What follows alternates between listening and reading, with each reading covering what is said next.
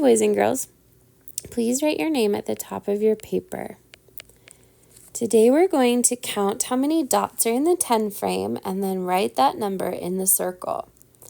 So look at the first one. How many dots do you see? We see 1, 2, 3, 4. So let's write 4 in the circle.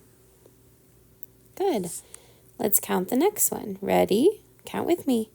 1, 2, 3, 4, 5, 6, 7, 8, and 9. So let's write 9 in the circle. 9. The next one is a 10 frame that has all of the boxes with a dot. So we know that that answer is going to be 10. We don't have to count it. So let's write 10. On the next 10 frame, we just have 2. So write 2.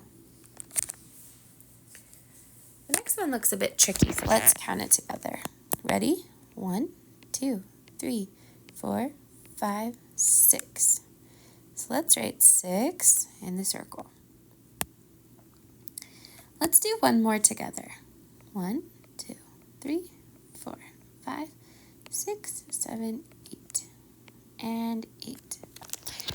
I want you to finish the last 4 problems all by yourself and then check it with me. So when I say go, I want you to push pause, solve the problems, and then push play and check it with mine.